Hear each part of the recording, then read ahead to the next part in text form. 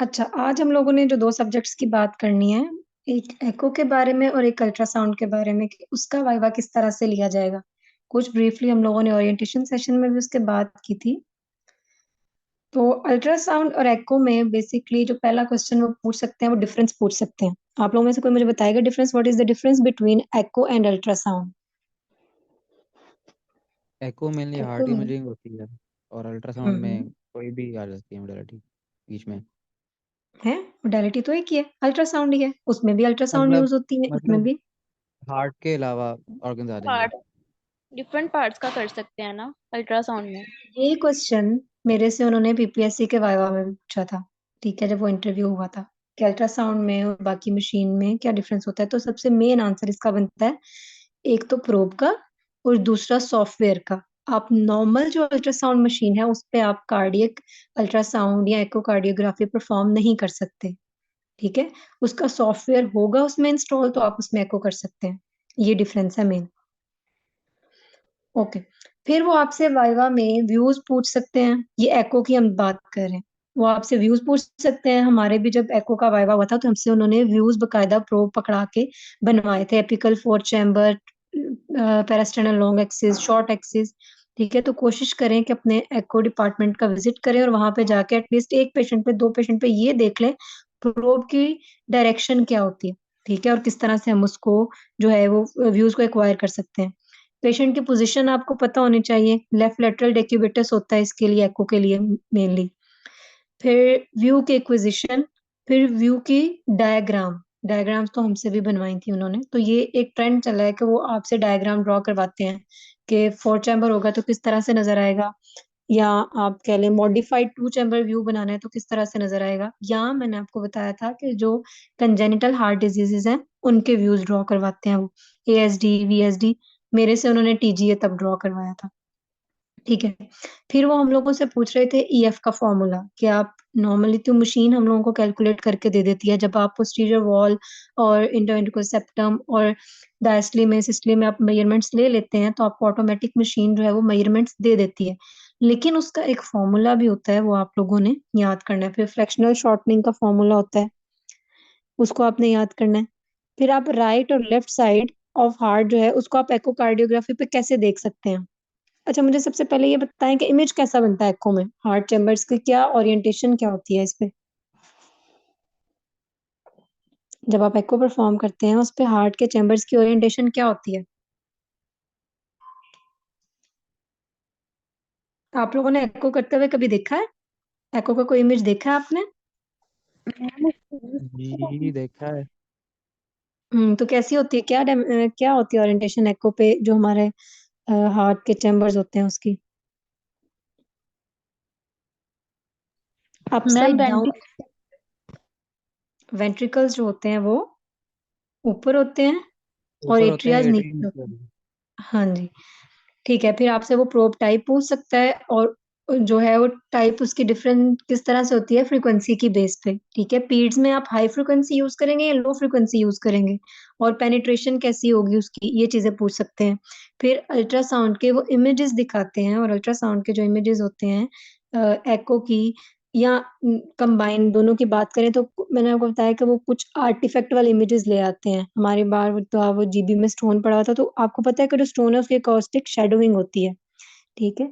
या may be वो आपको एको का कोई इमेज दिखा लें जिसमें कोई डिफेक्ट हो, या नॉर्मल आपको दिखा के वो आपसे पूछ सकते हैं कि इसमें कौन कौन सा स्ट्रक्चर आपको नजर आ रहा है। फिर पेशेंट के प्रिपरेशन अल्ट्रासाउंड के लिए बहुत इंपॉर्टेंट है। अगर आपने एब्डोमिनल अल्ट्रासाउंड परफॉर्म करना है तो उसकी क्या प्रिपरेशन बताएंगे आप पेशेंट को?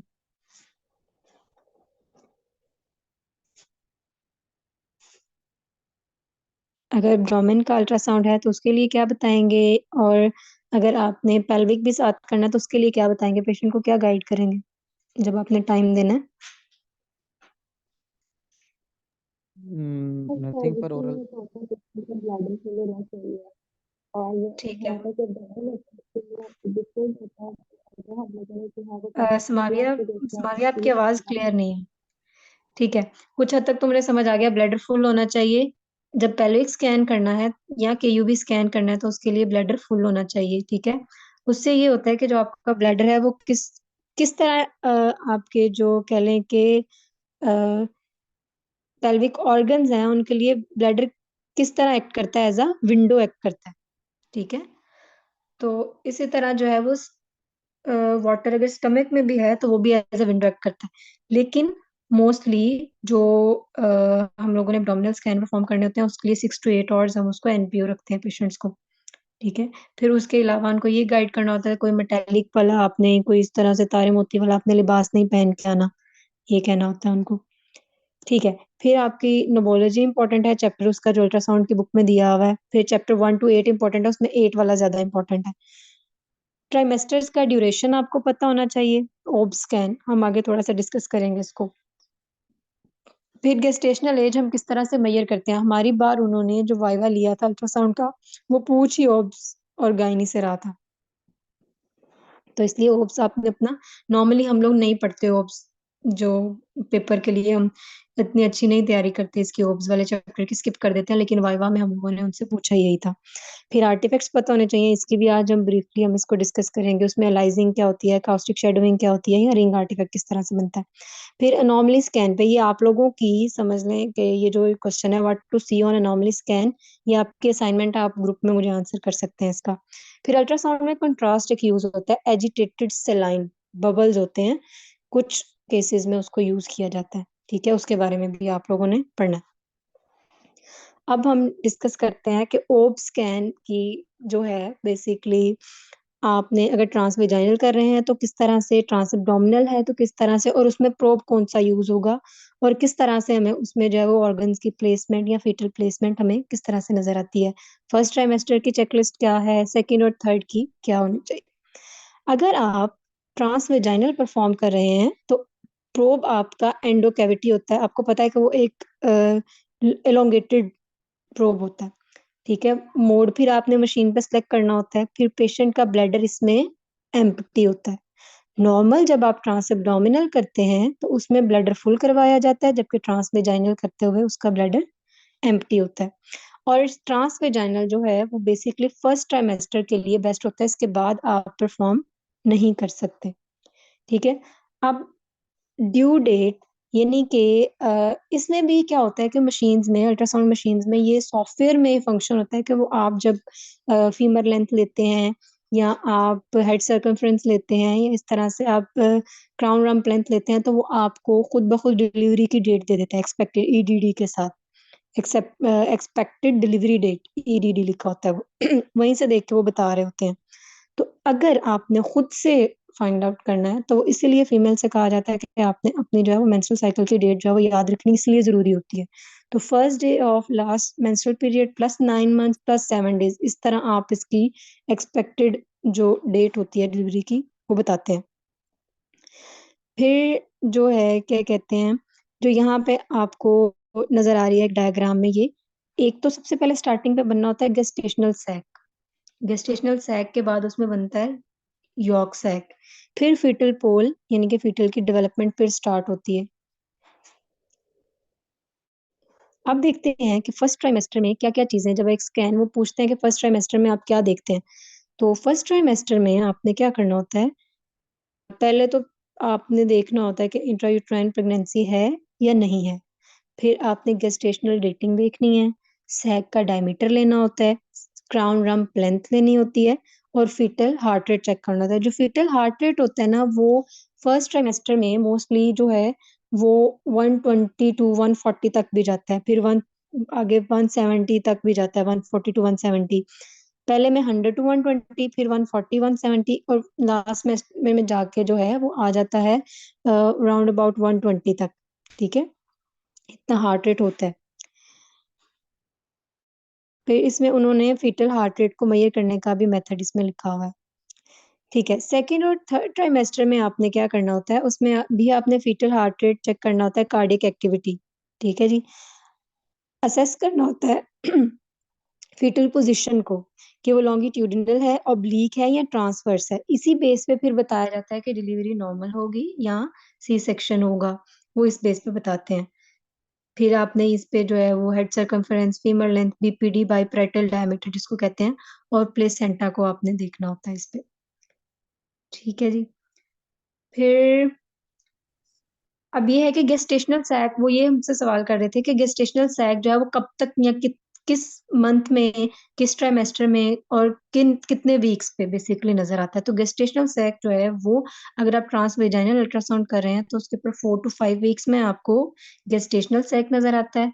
यॉर्क सैक नजर आएगा आपको 5 वीक्स पे, और फीटल पोल आपको नजर आना शुरू होगा 5 to 5.5 वीक्स पे। ये ट्रांसवेजाइनल है, ट्रांस एब्डोमिनल के लिए ये थोड़ा सा डिफरेंट होगा। गेस्टेशनल सैक तो जो है वो 6 वीक से नीचे नजर नहीं आएगा। 6 to 7 वीक पे आपको यॉर्क सैक और 7 वीक्स पे फीटल पोल नजर आना शुरू होगा। अच्छा, अब ये पीछे मैंने आपको डायग्राम दिखाई थी, मुझे देख के बताइए क्या है, इसमें क्या नजर आ रहा है। गेस्टेशनल सैक और yolk sac. Yolk sac, good, ठीक है। और इसमें बस मेंशन भी किया हुआ है यहाँ पे, फिर साथ वो फीटल पोल या कह लें एम्ब्रियो डेवलपमेंट स्टार्ट हो गई है। गेस्टेशनल सैक है, यॉर्क सैक है, और उसके अलावा इसमें जो है वो कह लें एम्ब्रियो की डेवलपमेंट स्टार्ट हो गई है, फीटल पोल स्टार्ट हो गया यहाँ। अच्छा जी, अब जो हम लोगों ने पीछे पढ़ा था, ये जो MSV यहाँ पे था लिखा हुआ, कि हम उस बेस पे भी हम लोग इसकी जो है वो गेस्टेशनल एज को मेजर कर सकते हैं, ठीक है। और वो गेस्टेशनल एज जो है, जो सैक की डायमेंशन है, पूरा जो हमारा गेस्टेशनल सैक बना हुआ है ना, इसकी यहाँ से लेके, जब आप उसको MSD कहते हैं, कि यहाँ से लेके आपने यहाँ तक मेजरमेंट इसकी लेनी होती है, ठीक है। उस रीडिंग को आपने जो है वो रिकॉर्ड करना होता है। फिर उसको इस फॉर्मूला से भी आप गेस्टेशनल एज आप बता सकते हैं। MSD इन MM, और जो MM में आपके पास आएगा उसमें आपने 30 प्लस कर देना है, और वो इक्वल आ जाएगा गेस्टेशनल एज इन डेज, ठीक है। तो वो स्ट्रक्चर भी फिर उन्होंने बताया है कि MSD जो है वो नॉर्मल कितना होता है, यॉर्क सैक 8 mm, फीटल पोल 16, और ट्रांस एब्डोमिनल वाला जो है उसके लिए इसका क्राइटेरिया फिर थोड़ा सा डिफरेंट होता है, ठीक है। ये MSD है। लॉन्गिट्यूडनल गेस्टेशनल सैक उसका लिया हुआ है, और उसका ट्रांसवर्स डायमीटर उन्होंने लिया हुआ है। और इसी तरह इसको हम, यानी कि गेस्टेशनल सैक से हम किस तरह गेस्टेशनल एज को फाइंड आउट कर सकते हैं, ये फॉर्मूलाज आपने याद करने हैं।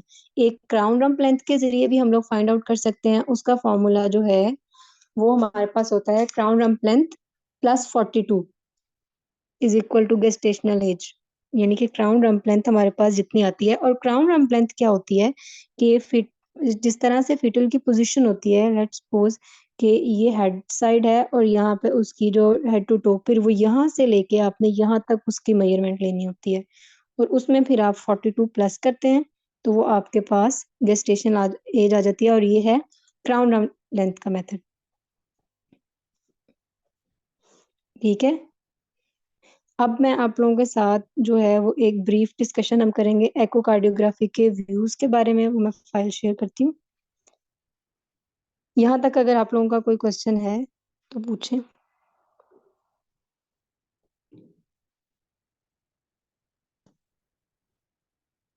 आई थिंक यही फाइल है।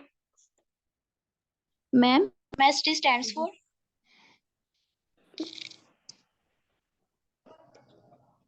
MSD stands for, I think, mean, एक मिनट मैं आपको इसको बताती हूँ।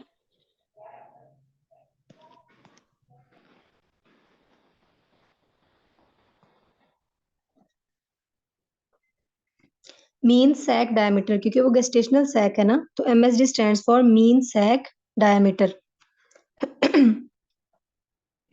Okay okay. ठीक है। अब अल्ट्रासाउंड का इमेज आप लोगों को मे भी इस तरह से आपको शो करें और वो आपसे पूछेंगे इसमें क्या क्या स्ट्रक्चर नजर आ रहे हैं, ठीक है। तो ये कौन सा व्यू बना हुआ है? Long axis. कौन सा लॉन्ग एक्सिस?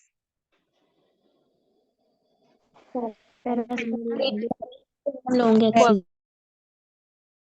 नहीं, इट्स नॉट फोर चैम्बर, ये पेरास्टेंडल लॉन्ग एक्सिस है, ठीक है। और ये लेफ्ट पेरिस्टेनल लॉन्ग एक्सिस है, ठीक है। अगर ये ऑपोजिट साइड में होगा, अगर इमेज ऑपोजिट इसी की, मतलब ये स्ट्रक्चर अगर जब ऑपोजिट डायरेक्शन में होंगे तो वो राइट पेरिस्टेनल भी हो सकता है, जिनकी डेक्स्ट्रोकार्डिया की होती है तो उनके फिर इस तरह से व्यूज एक्वायर होते हैं। अच्छा जी, पेरिस्टेनल लॉन्ग एक्सिस जो विंडो है उसके ऊपर आपको कौन कौन से स्ट्रक्चर नजर आते हैं? यहाँ से अगर हम देखें तो हम लोगों को एलए नजर आ रहा है, एलबी नजर आ रहा है। ये है आपका एलए। एलए और एलबी के बिटवीन कौन सा वाल्व होता है? राइट। हम्म, माइट्रल वाल्व। Mitral valve. और बाइकअप। माइट्रल वाल्व ही बाइकस्पिड वाल्व है। और ये एलवी से फिर आगे यहाँ पे एलवी से ब्लड किस में जाना होता है? एयोटा में। अयोटा। एओर्टा में। ये एओर्टा नजर आ रहा है और बीच में ये वाला एओर्टिक वेल है, और इसकी ये बिल्कुल ऊपर आपका आरवीओटी होता है, राइट वेंट्रिकुलर आउटफ्लो ट्रैक। इसी तरह आउटफ्लो ट्रैक क्या होता है कि आरवी से फिर आगे ब्लड जहां पे जाना होता है तो उसके पीछे वाला जो एरिया है वो आरवीओटी होता है। इसी तरह जब एलवी से एओर्टा में जहां से ब्लड जाना होता है वो वाला एरिया कौन सा होता है? एलवीओटी, लेफ्ट वेंट्रिकुलर आउटफ्लो ट्रैक। तो ये है पेरास्टर्नल लॉन्ग एक्सिस। अच्छा जी, पेरास्टर्नल लॉन्ग एक्सिस जो है उसमें ये देखिए उन्होंने कहा कि स्टैंडर्ड आपको क्या क्या नजर आ रहा होता है? आरफी इनफ्लो, आरवीओटी। फिर शॉर्ट एक्सिस पे आपको बेस, माइटल वेल, वो ना ये पूछते हैं फिश माउथ व्यू कहते हैं, ड्रॉ करके दिखाएं। तो जो शॉर्ट एक्सिस हम बनाते हैं, लॉन्ग एक्सिस से आपने 90 डिग्री पे प्रोब को मूव करना होता है, यानी कि स्टर्नम वाली साइड पे मार्कर लेके चले जाना है 90 डिग्री पे। फिर आपने उसको टिल्ट देना होता है, पेशेंट के राइट पे आपने उसको टिल्ट देते जाना होता है, तो वो आपका शॉर्ट एक्सिस बनता जाता है। फिर उसमें अगर तो पेपिलरी मसल का लेवल आ रहा है तो उसको बोलते हैं फिश माउथ। फिर उसके बाद अगर आप शॉर्ट एक्सिस व्यू जा रहे हैं, मिड में नजर आता है तो उसको कहते हैं मर्सिडीज बेंज साइन बनता है वो, क्योंकि एओर्टिक वाल्व के कितने कस्प होते हैं? 3। 3। 3 कस्प होते हैं। और वो शॉर्ट एक्सिस पे जब हमें नजर आता है तो उसको कहते हैं मर्सिडीज बेंज साइन। दूसरा मर्सिडीज बेंज साइन किस में बनता है? अल्ट्रासाउंड में एक में बनता है, मुझे बताएं।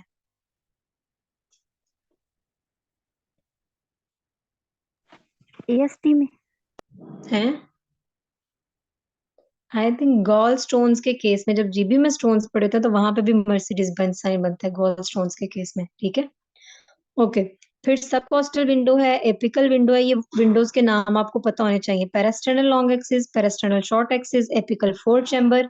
उसमें 4 चैम्बर, 5 चैम्बर। 5 चैम्बर तब कहते हैं जब उसमें 7 एओर्टा भी नजर आती है, ये याद रखिएगा। ये पूछते हैं कि इसको 5 चैम्बर क्यों कहते हैं, क्योंकि उसमें 7 एओर्टा नजर आ रही होती है 4 चैम्बर्स के साथ, तो वो 5 चैम्बर व्यू होता है।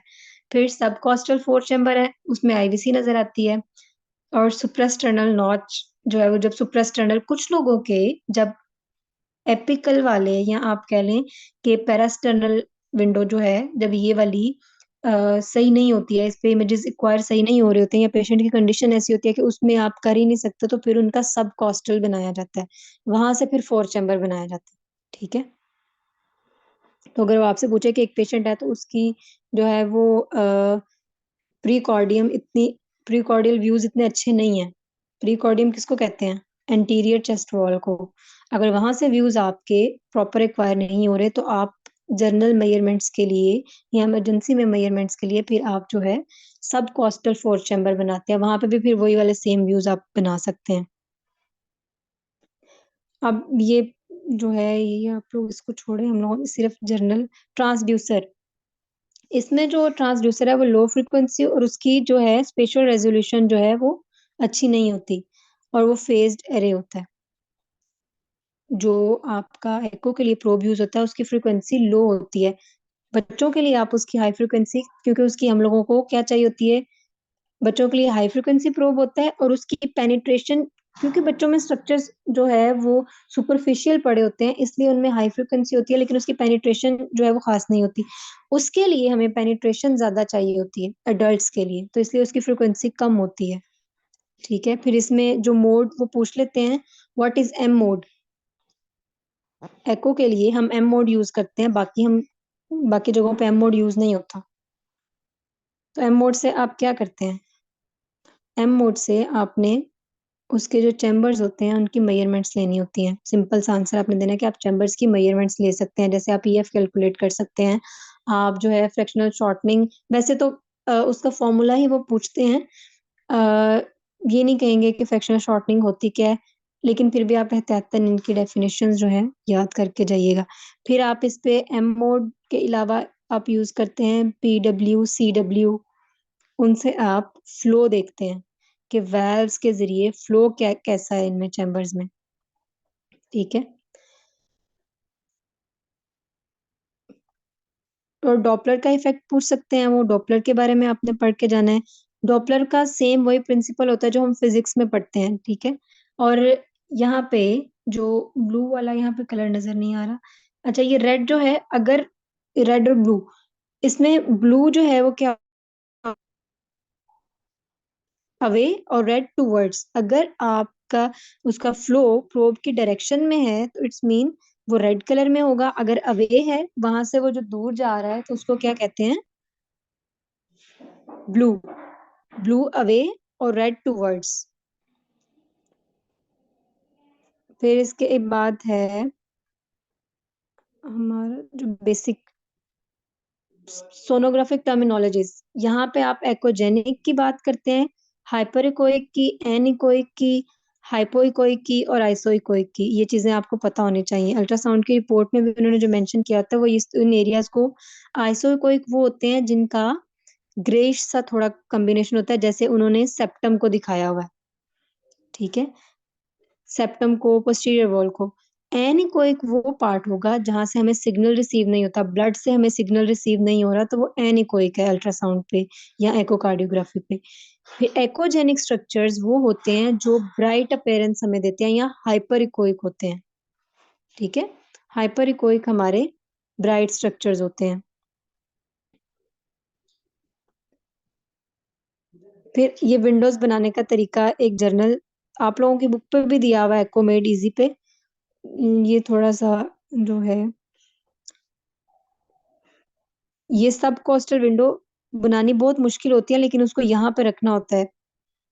और इसको भी टिल्ट प्रॉपर जब तक आप नहीं देंगे, आपका ये व्यू एक्वायर नहीं होता, क्योंकि ये बहुत मुश्किल से वो जो है कहने के अल्ट्रासाउंड वेव्स वहां पे हार्ट के एरिया में उस तरफ जाती है, तो फिर आपको व्यू मिलता है। वहां तो आप प्रॉपर हार्ट के ऊपर आपने रखा होता है जो है पेरास्टर्नल लॉन्ग एक्सिस में, लेकिन यहाँ पे बहुत मुश्किल से ये व्यू एक्वायर होता है।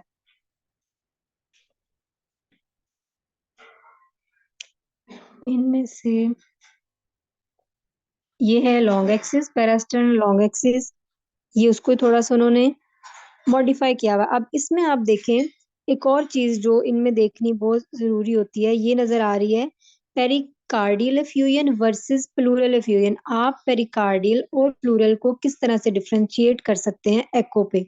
क्या होता है, ये जो है ये हार्ट की वेल्व है पेरिकार्डियम। अगर तो इसके हार्ट की वॉल के इधर ये फ्लूइड ब्लैक नजर आ रहा है, तो ये पेरिकार्डियल इफ्यूजन है। लेकिन ये है डिसेंडिंग एओर्टा हमें साथ नजर आ रही होती है।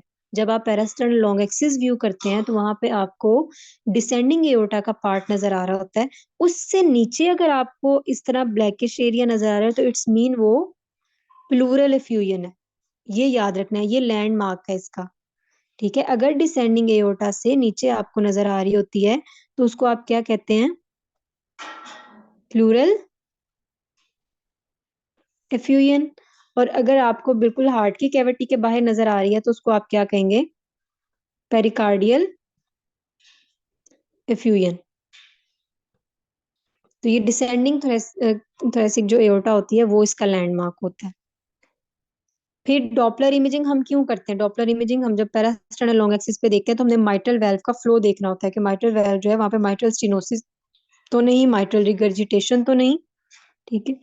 फिर अगर वो आपसे ये पूछें कि माइट्रल रिगर्जिटेशन को आप किस तरह डिफरेंशिएट कर सकते हैं, माइल्ड है, मॉडरेट है या स्वेयर है, अगर आप देख रहे हैं तो देख के भी आप बता सकते हैं। और वो बताना किस तरह से, मतलब आप बता सकते हैं इजीली। अगर आपका लेट्स सपोज कि इस तरह से आपके पास ये है, तो यहाँ से फ्लो, अगर तो वो इस यहाँ से फ्लो इतने एरिया को कवर कर रहा है, तो वो होगा माइल्ड। अगर वो मिड तक आ रहा है तो वो होगा मॉडरेट। अगर वो बिल्कुल जो इसकी एलए की कैविटी है उसके एंड पे बिल्कुल जा रहा है, तो उसको क्या कहेंगे, सुवियर माइट्रल रिगर्जिटेशन। इस तरह भी आप डिफरेंशिएट कर सकते हैं। और एको बेसिकली जो है वो आई बॉल से आप कैच कर सकते हैं इमेज को, इतना मशीन पे रिलाई नहीं करते जितना इनका जो है क्या कहते हैं एक्सपीरियंस से हो जाता है। ठीक है, फिर शॉर्ट एक्सिस की तरफ आ जाते हैं। शॉर्ट एक्सिस जो है ये यहाँ पे, ये देखें, ये है फिश माउथ व्यू जहाँ पे आपको पेपिलरी मसल नजर आते हैं। फिर आपका ये भी उसी तरह, ये एलवी कैविटी, जब एलवी एपेक्स तक ले जाते हैं आप, तो एलवी की यहाँ पे आपने 17 सेगमेंट्स होते हैं एलवी के, जिसकी बेस पे आप लोगों ने बताना होता है कि हाइपोकाइनेसिया किस वॉल का है। इसी से पता लगता है कि राइट कोरोनरी आर्टरी में प्रॉब्लम है, लेफ्ट कोरोनरी आर्टरी में प्रॉब्लम है, या सर्कमफ्लेक्स में। तो वो इस बेस पे, हाइपोकाइनेसिया की बेस पे आप बता सकते हैं। ठीक है, राइट कोरोनरी आर्टरी जो है वो किस वॉल को सप्लाई दे रही होती है? राइट कोरोनरी आर्टरी हार्ट की किस वॉल को सप्लाई दे रही होती है?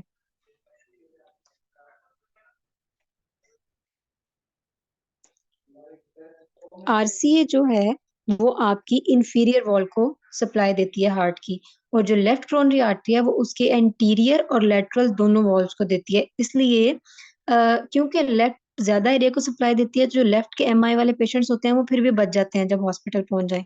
लेकिन जो राइट वाले हैं, जो सडन डेथ्स होती हैं हार्ट अटैक से, वो राइट के केसेस में होती हैं क्योंकि वो हॉस्पिटल पहुंच नहीं पाते। ठीक है, तो इंफीरियर को सप्लाई दे रही है, इंफीरियर एमआई है, तो उसमें आर्टरी कौन सी है इन्वॉल्व? राइट। और एको की रिपोर्ट पे आपको मिलेगा हाइपोकाइनेसिया ऑफ इंफीरियर इंफ्रोसेप्टल इंफ्रोलेटरल, इस तरह से वो बात करते हैं। ठीक है, फिर यहाँ पे अगर एओर्टिक वेल का, ये एपिकल 4 चैम्बर है। अब अल्ट्रासाउंड के कुछ आर्टिफैक्ट्स देख लेते हैं। ये तो था एक जनरल एको का व्यू 4 चैम्बर्स में। अब यहाँ पे देखें कि ये जो है नजर आ रहा है हमें राइट पे, अगर देखें आप लोगों के राइट पे, वो है लेफ्ट एट्रियम, ऊपर लेफ्ट वेंट्रिकल, और लेफ्ट वेंट्रिकल सबसे बड़ा होता है साइज में। इससे भी वो जो क्वेश्चन था पीछे लिखा हुआ कि आप एको पे एलवी में और आरवी में डिफरेंस किस तरह से कर सकते हैं, उनके साइज की बेस पे। हाँ, कुछ पेशेंट्स होते हैं जिनका कार्डियोमैगेली होती है, या जिनकी जो है वो कार्डियोमायोपैथी होती है, डायलेटेड डीसीएमपी के पेशेंट्स जो होते हैं, उनमें तमाम के तमाम चैम्बर्स डायलेटेड होते हैं। ठीक है, तो ये चीज आपने याद रखनी है। नॉर्मली एलवी जो है वो, यहाँ पे भी आप डायग्राम में भी आप देख सकते हैं कि एलवी जो है, एलवी का साइज, ये आरवी का साइज, तो एलवी जो है वो साइज में बड़ा होता है और थिकेंड भी होता है। यहाँ तक क्लियर है? कोई क्वेश्चन है तो बताएं। टाइम थोड़ा है, 10 मिनट है, तो हम लोग, मैं आगे आर्टिफैक्ट्स उसके अल्ट्रासाउंड के थोड़े से जर्नल डिस्कस करना चाह रही हूँ। इसमें से आप लोगों का कोई क्वेश्चन है तो आप लोग पूछ सकते हैं।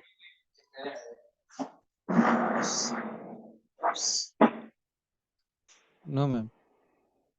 ठीक है, आप लोगों ने अब ये व्यूज अच्छे से, और इनकी ना प्रैक्टिस करें, जो ओरिजिनल व्यूज है उससे नहीं, जो बुक में उन्होंने। अच्छा, प्लूरल फ्यूजन वाला ये है कि इसके लिए लैंडमार्क जो रखा जाता है वो डिसेंडिंग एओर्टा का लैंडमार्क रखा जाता है। ठीक है, और जो डिसेंडिंग एओर्टा है उससे अगर आपको ऊपर नजर आ रही है तो वो कौन सी होती है? पेरिकार्डियल। अगर उससे नीचे नजर आ रही है तो वो होती है प्लूरल एफ्यूजन। अच्छा जी, अकाउस्टिक शेडोइंग, यहाँ पे हम इमेजेस देख लेते हैं कि अकाउस्टिक शेडोइंग हम लोगों को नजर किस तरह से आती है। वो सिग्नल वॉइड होता है, एकोज रिटर्न हो रही होती हैं, तो ये है अकाउस्टिक शेडोइंग। और अकाउस्टिक शेडोइंग किससे होती है? अगर वहां पे स्टोन पड़ा हुआ है तो वो बकायदा एक ब्लैक सा शेडो कॉज करता है। आप देखेंगे कि बाकी का इमेज यहाँ पे आपको ये ग्रेश सा या आइसोइकोइक सा नजर आ रहा है, जबकि यहाँ पे एनकोइक हो गया। तो यहाँ पे फिर या तो कोई मेटेलिक चीज पड़ी होगी इस एरिया में, या यहाँ पे कोई किसी किस्म का स्टोन पड़ा हुआ है। ठीक है, तो स्टोन भी पोस्टीरियर अकॉस्टिक शेडोइंग कॉज करता है। जीबी के केस में आपको ये अच्छा नजर आता है। अगर आप रीनल अल्ट्रासाउंड कर रहे हैं तो उसके केस में भी आपको अगर स्टोन्स हैं तो अकॉस्टिक शेडोइंग नजर आती है। यहाँ पे भी ये, आई थिंक ये किडनी ही है जिसमें आपको शेडोइंग नजर आ रही है। ये देखें, इसमें कोई बता सकता है यहाँ पे शेडोइंग लाइट सी है किस एरिया में है? लाइट लाइट दो, एक जगह पे तो डार्क है, एक ये है, यहाँ पे भी है, और इस एरिया में भी है। ठीक है, ये किडनी का इमेज है यहाँ पे, और ये लिवर का है थोड़ा सा पार्ट इधर। तो मोस्ट प्रोबेबली मे बी अगर यहाँ पे गॉल ब्लैडर है, अगर राइट किडनी है, तो यहाँ पे स्टोन के चांसेस हैं, तो उसकी वजह से यहाँ पे शेडोइंग आ रही है। एक ये हो गया कॉस्टिक शेडोइंग, यहाँ पे भी सेम उसी तरह। तो ये इमेजेस आपने देखने हैं। फिर एक कॉन्टेक्ट आर्टिफैक्ट होता है कि अगर प्रोब जो है वो प्रॉपरली आपसे पोजिशन नहीं हुआ हुआ, तो उसकी वजह से भी शेडोइंग कॉज होती है, क्योंकि जब सिग्नल ही नहीं जाएगा, आपकी जो है एकोज ही नहीं जा रही है, अल्ट्रासाउंड ही नहीं जा रही है, तो वो वापस रिटर्न कैसे होंगे? तो इस वहां पे भी सिग्नल वॉइड मिलता है कि नो सिग्नल। ठीक है, उसको कहते हैं कॉन्टेक्ट आर्टिफैक्ट। फिर रिवर्ब्रेशन आर्टिफैक्ट होता है। ठीक है जी, वो किस तरह से नजर आता है? उसमें आपको कह लें वो वाइब्रेशन टाइप नजर आती है, वो ये है रिवर्ब्रेशन आर्टिफैक्ट आपको इस तरह से। और ये जहाँ पे थिक सरफेस होती है वहां पे ये बनता है, वहां पे इसकी इस तरह से अलाइनमेंट होती है। फिर कॉमेट टेल आर्टिफैक्ट जो है वो हम लोगों को इंटरलोब्यूलर सेप्टा पे मिलता है, और वहां पे भी रिफ्लेक्टिव इंटरफेसेस जहाँ पे होती हैं, ये इस तरह से एक सिंगल स्ट्रीक। ये रिवर्ब्रेशन आर्टिफैक्ट और कॉमेट टेल अपीयरेंस में आपको डिफरेंस नजर आना चाहिए कि वो तो इस तरह से था बन रहा, और ये स्ट्रीक एक बन रही है हमारे पास, इसलिए इसको टेल लाइक कहते हैं।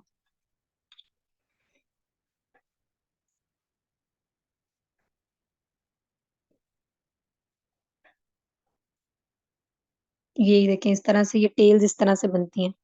और ये किस केस में है? पल्मोनरी एडिमा के केस में। ये जो इमेज है ये सीटी स्कैन का इमेज दिखाया हुआ है, और जो ब्लैक आपको नजर आ रहे हैं वो सारे के सारे लंग्स का पार्ट है, मिड में वो हार्ट का शेडो नजर आ रहा है, और उसी का ये अल्ट्रासाउंड परफॉर्म किया हुआ था, उस केस में ये कॉमेट टेल अपीयरेंस नजर आ रही है।